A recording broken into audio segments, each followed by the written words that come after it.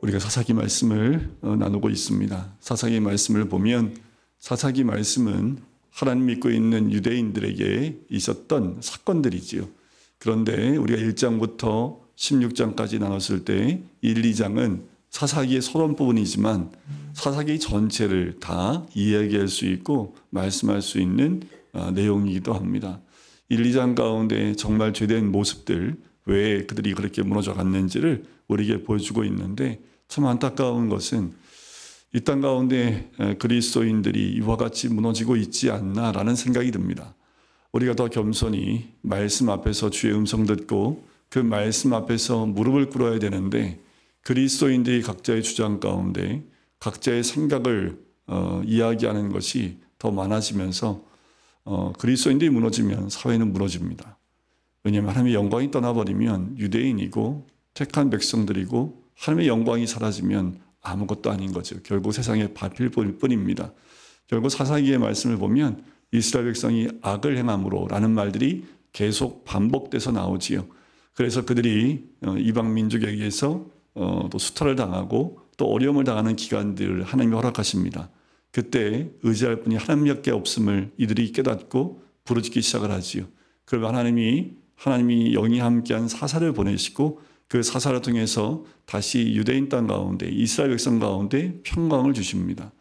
평강을 주실 때 잘해야 되는데 또 편해지니까 이들 마음 가운데 스물스물 들어오는 것이 또 악입니다. 뭐가 악일까요? 우상을 섬기는 게 악이고 하나님 중심이 아닌 세상과 이방 민족으로 나가는 그리고 이방 족속과 하나가 되려고 하는 그런 모습들, 그게 문화라는 이름으로 이스라엘 백성들 가운데 들어오기 시작합니다. 또 악을 행하게 되지요.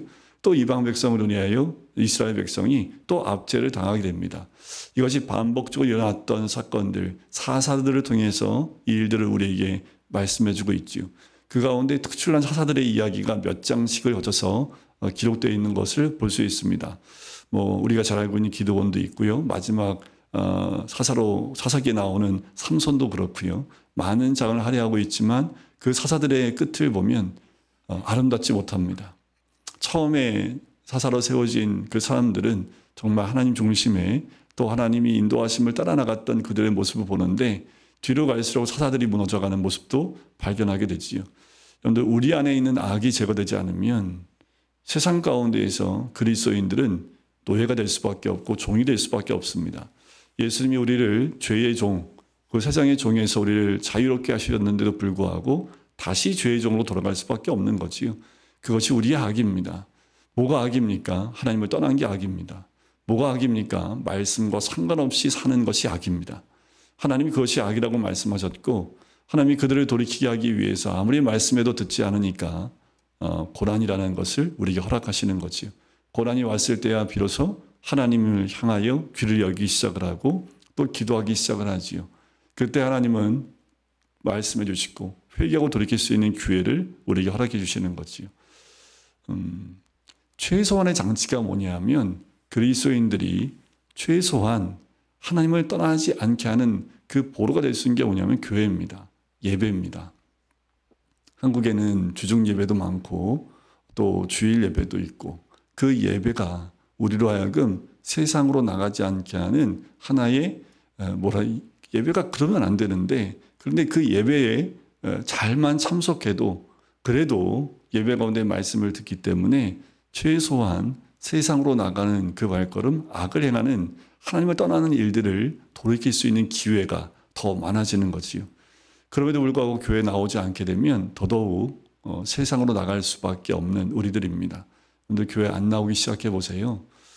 첫 주는 불편합니다. 왠지 뭔 일이 있을 것 같아요. 한 주 교회 안 나오면 아파서 안 나오면은 그거는 이유가 있지만 게을러서 안 나오거나 다른 일들로 교회 안 나오면 마음이 참 불편합니다. 때로는 힘들어요. 근데 한 주 더 안 나오잖아요. 나가야 되는데 라는 생각이 듭니다. 3주 빠지잖아요.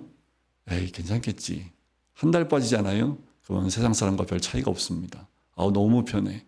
오늘 날씨 좋은데 어디 갈까? 이런 생각이 스물스물 들어옵니다. 그 2달 빠지게 되면 교회는 이제 영영 내 생각 속에서 사라지게 되어지고 교회 분들이 전화하면 전에는 그래도 받기라도 했는데 그 다음부터는 피하기 시작을 합니다. 여러분들 이 그리스도인이 넘어지는 것은 이 사사기 시대 이스라엘 백성이 넘어지는 것과 별반 다르지 않습니다. 최소한 우리가 말씀을 들을 수 있고 복음을 들을 수 있는 곳을 가까이 하는 것이 복입니다. 그래서요, 우리 어르신의 세대는 교회 주변을 떠나지 않았습니다. 왜요? 먼 일 있으면 교회로 달려와야 되기 때문에 교회 가까운 곳에 집을 구하는 것도 그런 이유였습니다. 요즘에는 옛날엔 차가 없었기 때문에 뭐 멀리 가면 올 수도 없었지요. 요즘에는 이제 차가 있으니까 언제든지 멀리서도 달려올 수 있는 환경이 됐기 때문에 교회로 나올 수 있지요. 교회를 가까이 하는 것이 복이고 또 예배를 가까이 하고 또 말씀을 가까이 하는 것이 복입니다. 목사가 암송하자고 하면 그냥 죽었다고 암송하시면 돼요. 그게 여러분들 암송하면 제가 무슨 상급이 올라갑니까? 여러분들 암송하면 제가 뭐 하늘나라의 상급이 더해지나요? 전혀 그런 거 없습니다. 여러분들 우리가 암송함을 통해서 우리 자신을 드러내는 것이 아니라 그 말씀이 나를 지킨다라는 것. 그 암송된 말씀이 암송 딱 끝나고 나면 머릿속에서 스물스물 사라지잖아요. 그러니까 이제 또 1년 있다가 또 하는 거예요. 평생을 1년에 한 번씩을 하다 보면 어느 순간에 어떤 절은 내 머릿속에 딱 박혀 있는 거지요. 그래서 내가 힘들고 때로는 가지 말아야 될 곳을 향하여 나갈 때 하나님 그 말씀이 나를 딱 붙잡게 만드시는 거예요. 그래서 내 안에 말씀이 있는 것과 없는 것이 내가 그리스도인으로 사는데 굉장히 중요한 역할을 합니다.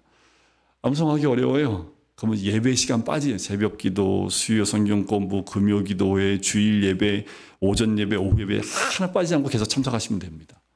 그렇다고 성경 암송하고 예배 나오지 말란 얘기가 아니라 되도록이면 암송도 하고 예배도 나오시고 그게 최소한 우리가 신앙 가운데 하나님 앞에 거할 수 있는 최소한의 장치와도 같은 거예요. 여러분들 미국 가보세요. 한국 교회 외에는 주중 예배 없습니다. 그냥 주일 예배 한 번. 그 한 번도 잘 드리지 않는 세대가 되어져 가고 있고 그런 세상입니다.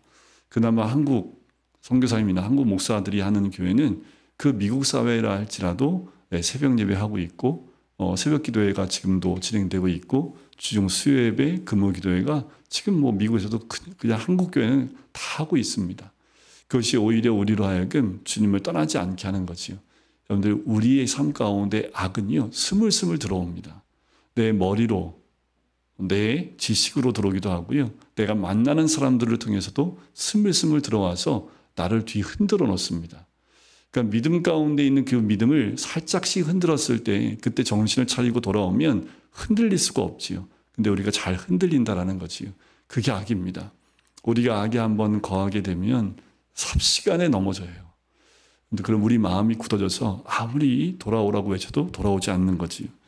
이제 우리가 보는 17장부터 이제 21장까지의 내용은 핵심 주제가 그겁니다. 어떻게 보면 사사기 전체의 주제이기도 하는데 그때에는 이스라엘의 왕이 없었으므로 사람마다 자기 소견에 옳은 대로 행하였더라. 이게 주 핵심, 이게 반복해서 계속 나옵니다. 자, 16장까지는 거의 대부분이 악을 행한 것, 악을 행하였다라는 말들이 반복되었다면 17장부터 나오는 그 내용들은 이스라엘의 왕이 없으므로 사람마다 자기 소견에 옳은 대로 행하였다. 이 말들이 계속 반복되고 사사기 맨 마지막 끝부분에도 이 말씀이 다시 한번 언급이 됩니다. 이스라엘의 왕이 없어요? 아니요, 왕이 있지요. 하나님이 왕이십니다. 그런데 이들이 하나님을 왕으로 인정하지 않는 거지요. 그러니까 어떻게 해요? 나를 인도하실 왕이 없으니까 자기 생각에 옳은 대로 가는 거예요. 마치 이 시대에 많은 그리스도인들이 저마다 자기 소리를 내는 것은 자기 소견에 옳은 겁니다. 내 소리가 옳고 그름은 말씀으로 분별해야 합니다. 그런데 말씀은 온데간데 없고 내 생각과 내 주장이 먼저 나온다면 그것은 이미 내 소견에 옳은 대로 행하고 있는 것, 하나님이 기뻐하시는 것이 아니라 내가 기뻐하는 믿음으로 가고 있다라는 겁니다. 17장부터 나오는 내용은 이제 앞에 사사들에 나온 내용과 좀 다른 내용으로 나옵니다. 이건 사회가 점점 얼마나 무너져가고 있는지를 보여주고 있는 거예요. 지금 사사기가 삼손까지는 어떻게 보면 사사들을 소개하며 시간의 흐름대로 왔다면 17장부터 나오는 내용은 삼손 이후에 일어난 사건이 아니라 사사들이 있었을 그 당시에 있었던 사건을 따로 기록하고 있다라고 보시면 됩니다. 그래서 얼마나 이스라엘 민족이 속속들이 무너져가고 또 죄 가운데 이렇게 무너져 갔는지를 우리에게 이야기해 줄 뿐만 아니라 동족 상잔의 비극이 뒤에 나옵니다. 그래서 한 지파가 완전히 소멸될 위기까지 가는, 왜냐하면 하나님의 말씀이 있어서 이들이 한 지파를 완전히 진멸하다가 멈춰 섭니다. 하나님 말씀이 기억이 난 거예요. 이게 또 은혜인데 그 지파를 살리기 위해서 애를 쓰지요. 그게 이제 베냐민 지파입니다.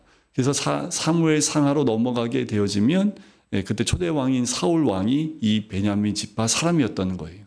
그러니까 아주 연약한 지파가 되는데 베냐민 지파가 왜 이렇게 공격을 받았느냐 하면 죄에서 돌이키지 않은 겁니다. 이게 가장 큰 문제이지요.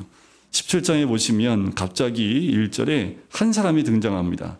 에브라임 산지에 미가라 이름하는 사람이 있어요. 그런데 이 어머니가 돈을 잃어버립니다. 은 1,100을 잃어버렸어요. 근데 잃어버린 줄 알았더니 보니까 누가 가져간 거예요? 네, 미가라는 아들놈이 가져간 거지요. 그래서 이제 잃어버리고 이제 미가가 3절에 보니까 은 1,100을 그 어머니에게 도로 줍니다. 그 어머니가 얘기하죠. 내가 내 아들을 위하여 한 신상을 새기며 한 신상을 부어 만들기 위해 내 손에서 이 은을 여호와께 거룩히 드리니 이게 무슨 말이에요 이게? 죄송합니다. 관해상에서 이게 똥이에요 말이에요. 네? 아니 우상을 만드는데 하나님 여호와께 거룩히 드린대요. 그런데 우리가 이런 짓들을 하고 있다고요. 주님을 얘기하면서 내가 하고 싶은 대로 행동하는 게 이게 똑같습니다. 내가 하고 싶은 대로 판단하고 행동하면서 입으로는 여호와를 외치고 있다면 이거는 이것과 별반 다르지 않습니다. 우상을 만든다고 하면서 뭐예요? 여호와께 거룩히 드린대요. 이게 말이 맞지도 않고 무슨 말인지도 모르겠고 그런데 이렇게 그러니까 이게 뭐냐면 유대인은 하나님 떠날 수 없습니다. 떠날 수 없는 것이 일단 절기가 있고 안식일을 지키고 이건 기본이에요. 그러니까 하나님은 떠날 수 없어요. 그런데 일반 삶 가운데 뭐가 들어가 있는 거예요? 우상이 들어가요. 각 가정마다 제단을 쌓고 각 가정마다 드라빔이라는 아주 자그마한 우상들을 만들기 시작을 했던 거예요. 그러니까 이게 우상과 하나님이 교묘하게 섞여 있습니다. 말은 하나님을 섬긴다고 거룩하게 구별한다고 하면서 내 집안에는 내가 원하는 우상을 만들어 놓고 있는 거지요. 그런데 이게 지금 전혀 이 사람들은 문제의식을 못 느끼고 있다는 거예요. 이게 지금 더 무서운 거지요. 죄가 들어왔음에도 죄를 깨닫지 못하는 그리고 하나님의 인도하심이라고 그것을 이야기해버리는 이런 상황까지 왔다라는 것이요. 이 문제가 심각하지요. 우리 삶 가운데에도 마찬가지입니다. 이런 것들 우리 삶 가운데 들어오고 있는 것을 우리가 깨닫지 못하면 우리도 모르는 사이에 우리가 하나님을 이름을 이야기하면서 이 어머니라고 하는 이 사람이 얘기하는 것처럼 신상을 부어 만들기 위한 선택을 해 나간다라는 거지요. 그래서 어떻게 했을까요? 네, 5절에 보니까 그 사람 미가에게 신당이 있으므로 이 신당은 하나님을 섬기는 곳이 아닙니다. 왜냐하면 이 시대에는요 하나님 제사 드리는 곳이 집에 있지 않습니다. 하나님 제사 드리는 곳이 거룩한 곳이 구별되어 있어요. 그런데 그렇지 않은 거죠. 이거 읽으면서 뭔 생각이 들었냐면 집에서 이제 예배에 나올 수 있는데, 그러니까 예배에 나올 수 없는 상황 가운데 말씀드린 게 아니라 예배에 나올 수 있는데 나오지 않고 집에서 혼자 예배드리고 있는 모습과 별 다르지 않아요. 가만히 보시면 하나님이 모여서 함께 예배드릴 수 있는 공간을 줬는데 나올 수 있는데 충분히 나올 수 있는데 그게 귀찮아서 나오지 않고 혼자 집에서 핸드폰으로 예배드린다. 이건 신당을 살인 거하고 별 차이가 없습니다. 우리 믿음은요 공동체 신앙입니다. 개인 구원은 맞지만 성경에는 공동체 신앙, 교회라는 공동체를 세우시고 공동체 안에 함께 예배하고 함께 경배할 수 있도록 우리로 하여금 공동체를 이루어 나가셨는데 그걸 부인하는 거거든요. 그러니까 개인 신당을 세웠지요. 에봇과 드라빔을 만들고 한 아들을 세워 그의 제사장으로, 그러니까 제사장이 하나님의 신 레위 지파 말고는 없는데 그냥 제사장을 세우는 거예요. 이 제사장은 뭐예요? 개인 신당을 위한, 우상을 위한 제사장을 세우는 거죠. 그러니까 뭐가 혼재되어 있는 거예요? 하나님을 섬기는 것과 우상을 이렇게 섬기는, 이게 혼재되어 있어서 이 하나님을 섬기는 제사장을, 그 제사장을 똑같은 명칭을 우상을 섬기는 곳으로 만들어버리고 있다는 거지요. 결론은 6절이지요. 그때에는 이스라엘의 왕이 없으므로 사람마다 자기 소견에 옳은 대로 행하였더라. 말씀이 없어요. 이들에게 말씀이 있고 율법을 알았다면 이 짓을 안 했겠지요. 그러니까 율법 자체가 없는 거예요. 율법이 없다는 게 말이 됩니까? 그런데 여호수아서에 보면 12지파를 다 나눴지요. 다 나눠주고 레위 지파를 각 지파의 그 기업 가운데 성을 통해서 그 레위 지파가 제사장 지파들이 각 지파 안으로 다 들어가 있습니다. 그럼 이 지파들이 하는 역할이 뭐냐면 제사 역할도 있지만 더 중요한 것은 율법을 가르치는 거예요. 이들이 율법에서 멀어지지 않고 하나님 말씀 그 율법을 지킬 수 있도록 교육을 시키는 거예요. 그런데 이들이 뭐가 없어요? 없어요. 그 율법이 없으니까 뭐예요? 자기 속인에 옳은 대로 행동하는 거지요. 그 말은 제사장이 그 역할을 감당 못하고 있다는 겁니다. 그러니까 이 뒤에도 계속 그 내용이 나와요. 자, 7절에 보면 갑자기 유다 가족에 속한 유다 베들레헴에 한 청년이 있었는데 그는 레위인으로서 거기서 거류하였더라. 레위인이 한 명 나와요. 자, 그 사람이 유다 베들레헴에 있는 한 청년인데 레위인입니다. 그 사람이 거주할 곳을 찾고자 하여 그 성읍 유다 베들레헴을 떠나 가다가 에브라임 산지에 가서 미가의 집에 이릅니다. 그러니까 이것도 일반적이지 않은 내용이어야 됩니다. 근데 너무 일반적인 게 되지요. 각 지파마다 레위 지파가 살 수 있는 성을 줬는데 살 곳이 없어서 돌아다녔다는 것은 여러분들 무슨 의미인지 아세요? 이 안에는 레위 지파가 살 수 있는 건 뭐냐 하면 다른 지파들이 11조를 통해서 레위인을 먹여 살려야 됩니다. 그리고 레위인들은 뭐만 하면 돼요? 제사를 드리고 하나님을 섬기는 일과 율법을 가르치는 일에 전무해야 됩니다. 그런데 이게 끊긴 거지요. 끊기니까 뭐예요? 먹고 살아야 되지요. 그러니까 레위인들이 뭐 한 거예요? 일을 할 수밖에 없는 거지요. 그러니까 일을 하면서 자기에게 맡겨진 사명은 뒷전으로 가고 먹고 사는 일에, 그러니까 살 일이 없으니까 어떻게 해요? 살 길을 찾아서 떠난 거예요. 그러다가 오늘 1절부터 5절에 나와 있는 이 미가의 집에 이르는 거죠. 잘 됐다 너. 야, 나 제사장 필요한데 너 레위인이지. 우리 집 제사장 해. 하고 그를 데리고 가정의 제사장을 세우고, 이것도 말이 안 돼요. 지파의 제사장이고 레위인들은 한 지파의 그 역할을 해야 되는데 한 가정의 제사장을 세운다는 것도 말이 안 됩니다. 12절에 보면 미가가 그 레위인을 거룩하게 구별하며, 그러니까 이 지금 말들이 막 혼재돼. 그러니까 이게 여러분들 읽다 보면 이게 좀 거룩한 건지 아니, 이게 배경을 모르면 이건 지금 미가가 거룩하게 하고 있는 것처럼 읽어 나갈 수도 있겠지요. 거룩하게 구별하며 그 청년이 미가의 제사장이 되어 그 집에 있었더라. 그러면 이 제사장이 뭐 할까요? 우상의 제사장 역할을 하고 있는 거예요. 거룩할 수가 없지요. 구별된 것도 아닙니다.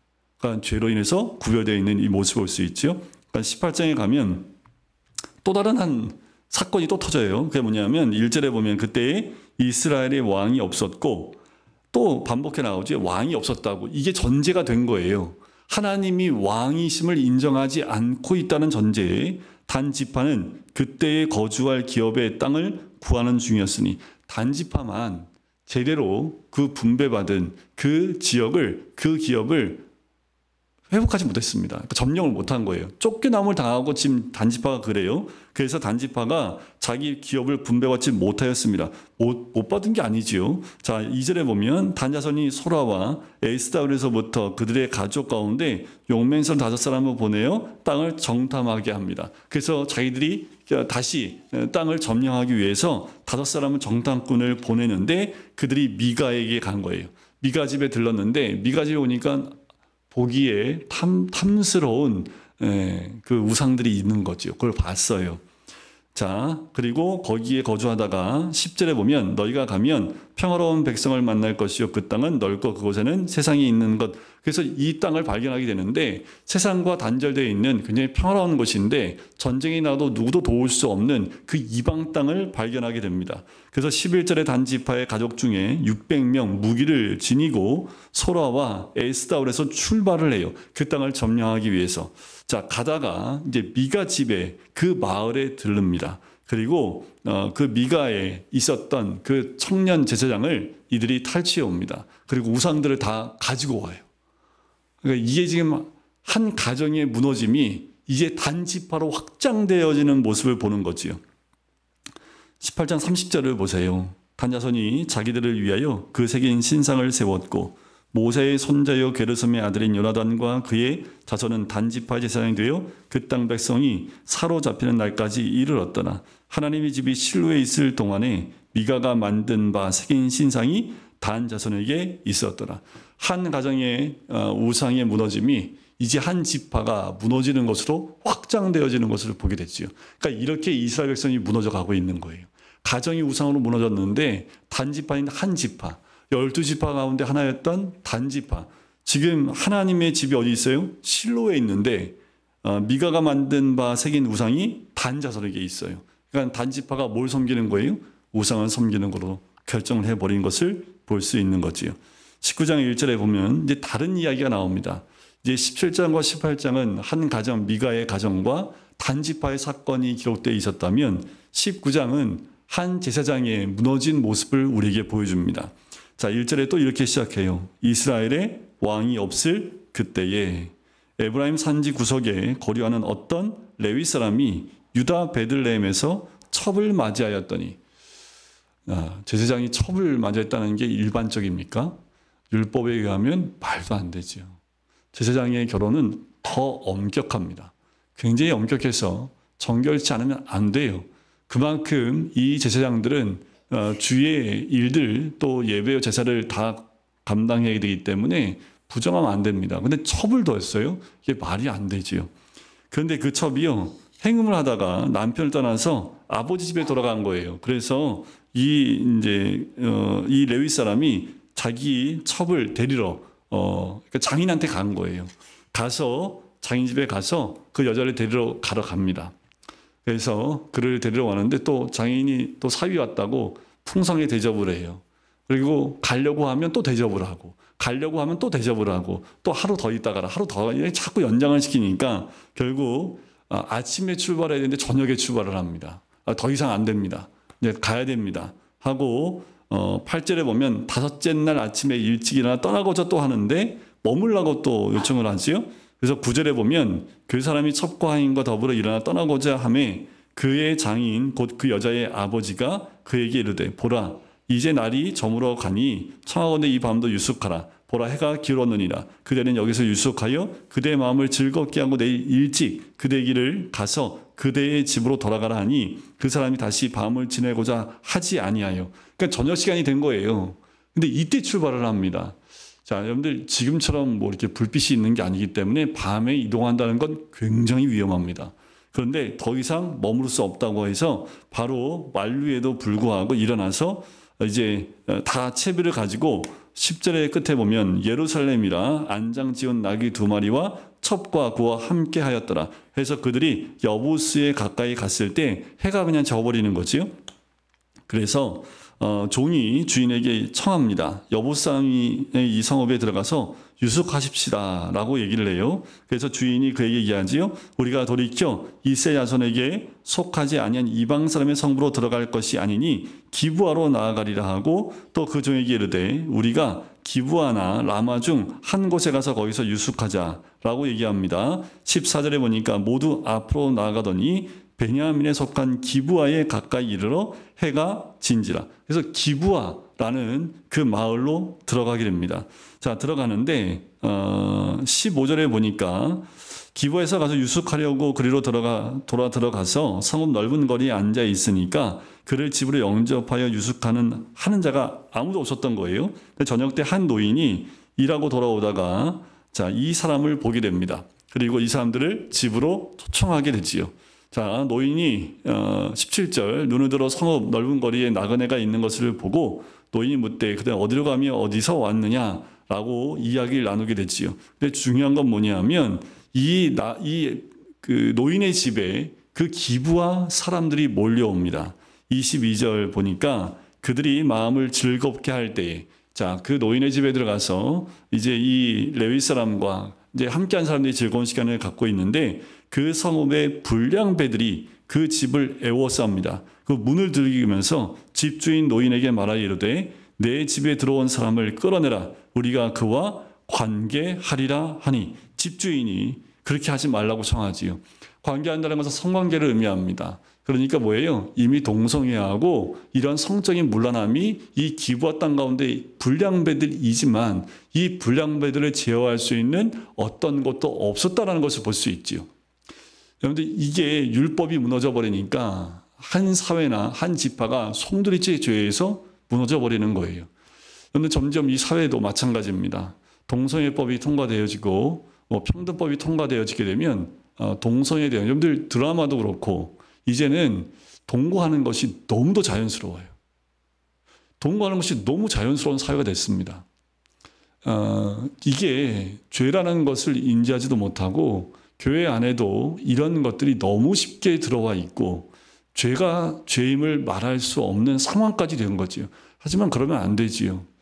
동서가 죄이고 동거도 죄이고 결혼하기 전에 결혼 신고하기 전에 우리가 합법적인 결혼 부부가 되기 이전에 동거하는 건 죄입니다. 그건 죄라는 것을 반드시 이야기하고 그 죄에 넘어지지 않도록 우리가 젊은이들을 인도해야 될 뿐만 아니라 동성애법인 평등법을 통해서 또 차별금지법을 통해서 동성애가 쉽게 우리 젊은이들에게 들어갈 뿐만 아니라 이 차별금지법이 오면 유치원생, 어린애들, 어린이집부터 동성애를 가르치게 되어 있습니다.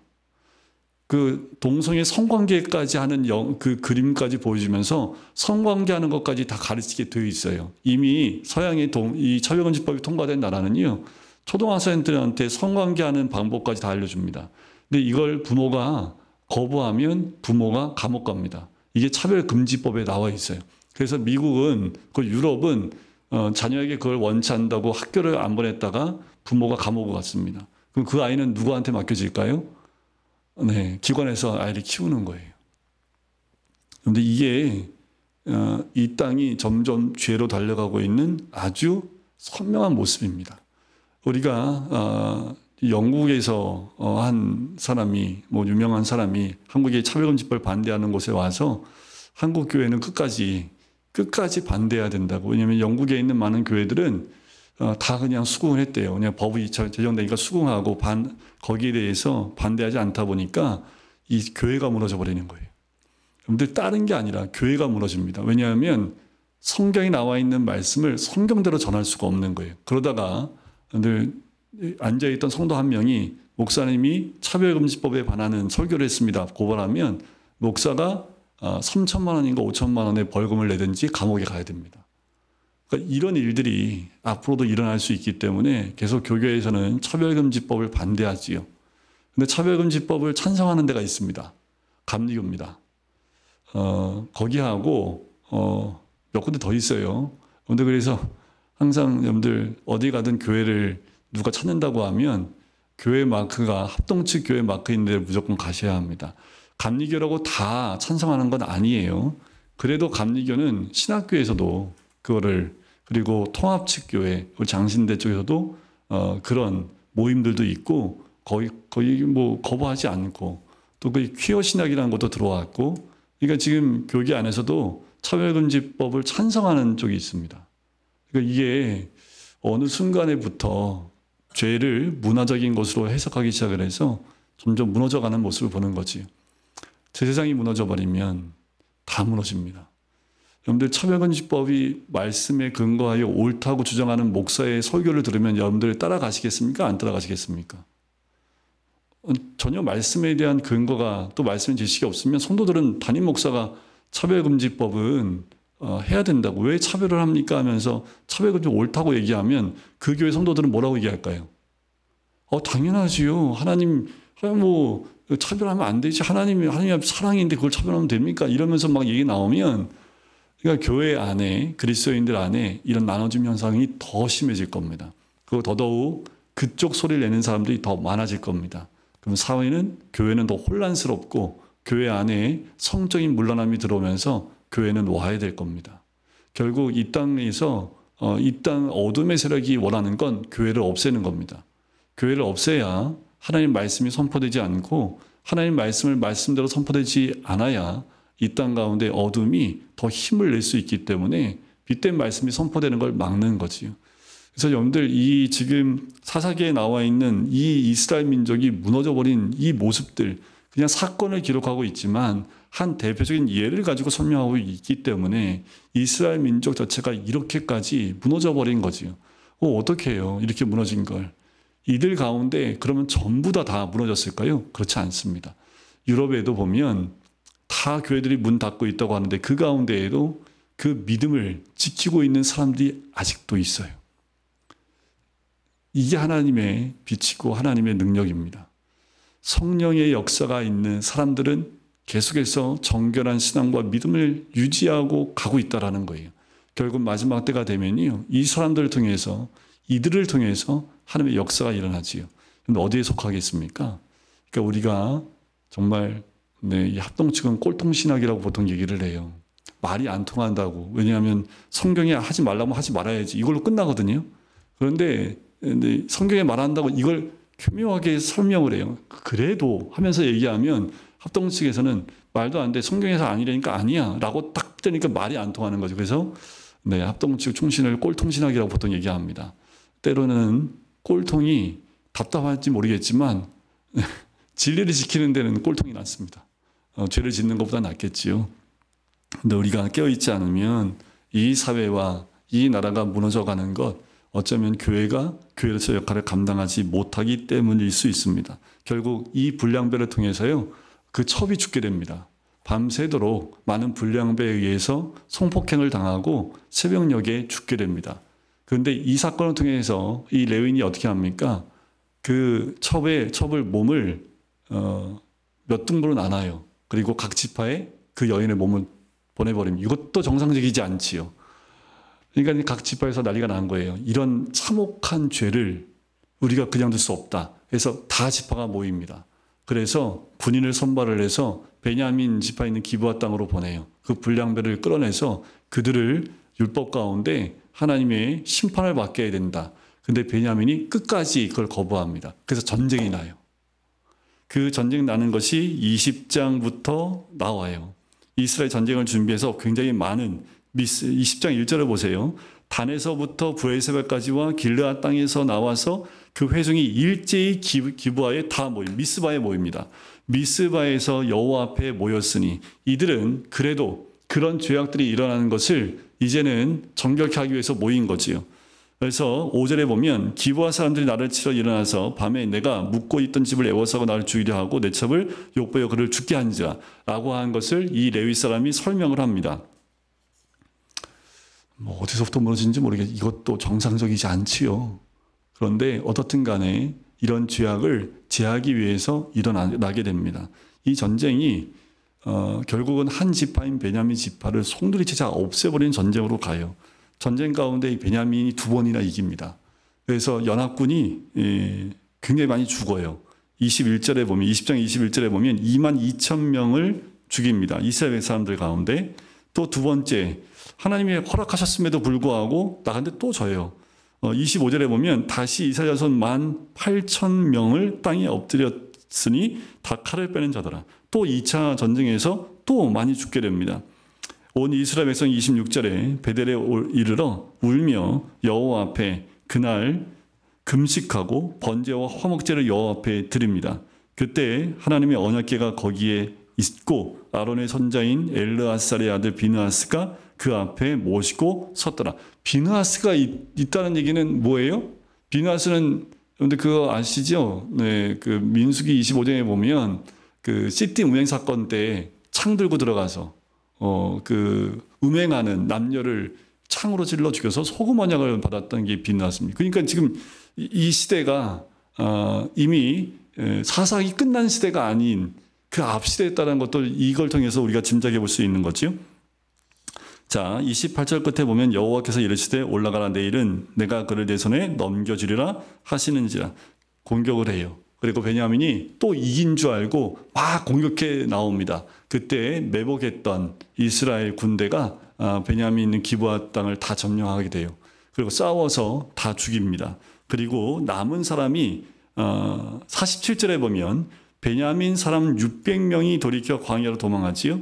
림몬 바위에 이르러 거기에 넉 달 동안을 지나게 됩니다. 그러니까 남자 600명만 남은 거예요. 그리고 그 성에 들어가서 모든 사람 다 죽여버립니다.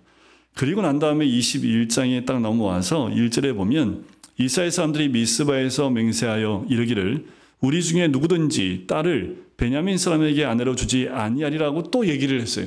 그러니까 지금 베냐민은 이제 여인도 없고 아무도 없고 남자만 600명이 있는데 대를 이으려면 여자가 있어야 되는데 이 유대인들 가운데 어느 지파도 이 지파에게는 아내를 주지 않겠다, 딸들을 주지 않겠다라고 이야기를 한 거지요. 자, 5절에 보면 이스라엘 자손이 이르러 이스라엘 온 지파 중에 총회와 함께하여 이스라엘 여호와 앞에 올라오지 아니한 자가 누구냐? 그러니까 맹세 안 한 자가 누구냐? 그래서 이는 그들이 크게 맹세하기를 미스바에 와서 여호와 앞에 이르지 아니하는 자는 반드시 죽을 것이라 하였습니다. 그래서 6절에 보면 베냐민 지파가 끊어졌다라고 얘기하면서 7절 끝에 우리가 그들에게 아내로 주지 않겠다고 맹세를 했다는 내용이 나오면서 8절 세 번째 줄에 보면 야베스 길앗에서는 한 사람도 진영에 이르러 총회에 참여하지 아니하였으니 그곳에 가서 여인들을 데려다가 이 베냐민 600명한테 아내로 주자라고 결정하게 되지요. 11절 너희가 행한 일은 모든 남자 및 남자와 잔 여자를 진멸하여 바칠 것이니라 하였더라. 그들이 야베스 길앗 주민 중에서 젊은 처녀 400명을 얻게 합니다. 그리고 온 회중이 림몬 바위에 베냐민 자손 숨어있는 600명에게 평화를 공포하게 되지요. 그리고 14절에 보면 그때 베냐민이 돌아온지라 이에 이스라엘 사람이 야베스 길앗 여자 중에서 살려둔 여자들을 그들에게 주었으나 아직도 부족하니라. 부족한 부분들을 다시 채우는 내용이 이제 21절에 보면 보다가 실로의 여자들이 춤을 추러 나오거든 너희는 포도원에서 나와서 실로의 딸 중에서 각각 하나를 붙들어 가지고 자기 아내로 삼아 베냐민 땅으로 돌아가. 이렇게 해서 베냐민 600명에게 아내를 맞이하게 해줍니다. 그러니까 이 사건도 정상적이지 않지요. 그러니까 사사기가 이 사사들을 통해서 이스라엘 민족의 악을 행하는 모습들과 하나님의 구원의 역사를 보여주고 있다면 17장부터 21장까지는 이스라엘이 속속들이 얼마나 그 안에 하나님을 떠나 있는 모습이 나와 있는지가 아주 자세하게 기록되어 있습니다. 특별히 25절을 보세요. 마지막 절인데 마지막 결론을 이렇게 냅니다. 그때에 이스라엘의 왕이 없으므로 사람이 각기 자기의 소견에 옳은 대로 행하였더라. 이것이 사사기 시대를 대변할 수 있는 딱 한 절의 말씀입니다. 사사기 시대는 어둠의 시대입니다. 여호수아서는 하나님의 약속하신 기업을 다 받은 하나님의 영광의 책이라면 사사기는 얼마 지나지 않아 완벽하게 무너져버린 이 유대인의 모습, 하나님 백성의 모습을 보게 되지요. 이것은 유대인들만의 문제는 아닙니다. 이것은 모든 그리스도인들이 넘어질 수 있는 가장 아주 정확한 모습이기도 해요. 우리가 깨어있지 않으면 우리도 모르는 사이에 우리의 삶이 이렇게 무너져갈 수 있다는 거예요. 우리가 내 생각과 내 판단이 옳을 수 있을지 모르겠지만 왜냐하면 모든 율법과 말씀들이 우리 삶의 모든 세밀한 분야까지 다 정해져 있지 않기 때문에 우리가 어떻게 하나님의 뜻인지를 분별하지 않고 그냥 행동하고 있다면 여기까지도 우리가 다시 한번 생각해 봐야 된다는 거지요. 저도 이제 신앙생활 하면서 청년 때 이걸 고민하고 그때 사역자였던 전사님한 천문부 전사님한테 물어봤어요. 어떻게 할 수 있냐고. 성경 그때는 성경 66권도 잘 모르면서 그렇게 물은 거예요. 전사님한테 참 바보스러운 질문이었는데 내 삶의 모든 것을 어떻게 성경에 다 빗대서 어떻게 판단을 합니까? 어떻게 그 세밀한 것 어떻게 다 할 수 있어요? 라고 이제 여쭤봤더니 한마디로 그러시는 거예요. 하나님을 사랑하면 하나님을 사랑하는 모습으로 내가 판단하면 흔들림 없이 다른 거 판단하지 않는다고 라는 말씀해 주시는데 그게 정답이더라고요. 그러니까 우리의 삶 가운데 내가 어떤 걸 선택할 때 내가 하나님을 사랑하는 마음으로 그것을 바라보고 선택하고 하나님이 기뻐하시는 선택을 한다는 생각 가지고 가면 죄에서 그래도 좀 멀리 하나님께 가까이 나가는 선택을 하게 된다는 말씀을 해주시더라고요. 근데 그 일견 또 이해가 갔고요. 그때는 고개를 끄덕였습니다. 맞아요. 근데 더 중요한 건 뭐냐면 말씀을 알고 하나님을 알면 알수록 우리의 삶의 모든 분야 가운데 하나님이 기뻐하시는 선택이 무엇인지를 선명하게 볼 수 있습니다. 복잡하지 않습니다. 왜 복잡해지냐면 내 욕심이 들어가면 내 주장이 들어가면 복잡해져요. 왜냐하면 내가 하고 싶은 게 있기 때문에. 그런데 하나님이 원하시는 건 아주 단순합니다. 간단합니다. 이 간단함에 우리가 순종해 나가느냐 안 나가느냐가 중요한 거지 우리의 삶의 그 어떤 것도 하나님은 복잡하게 하지 않으십니다. 아주 간단하게 해요. 근데 죄가 들어오면요 꼬아놓습니다. 헷갈리게 만들어놔요. 그래서 여러분들 누굴 만나는데 막 헷갈려요. 그러면 조금 정리를 좀 하세요. 약간 떨어져서 쳐다보고 있으면 아주 단순한 문제로 바뀝니다. 그런데 그 문제 안으로 들어가면 복잡해져요. 들어가지 마십시오. 잠깐 떨어져서 바라보게 되면 아주 간단하고 또 말씀에 순종하는 게 뭔지가 정확하게 보입니다. 그런데 우리 삶에 왕이 없는, 그리고 우리의 소견에 옳은 대로 행동하는 것이 아니라 우리 삶의 왕이신 주님을 의지하고 주님의 말씀에 순종함을 통해서 우리 삶 가운데 주의 공의가, 우리 개인의 삶 가운데, 가정 가운데 그 공의가 세워지는 하나님의 은혜가 있기를 주님의 이름 간절히 축원드립니다.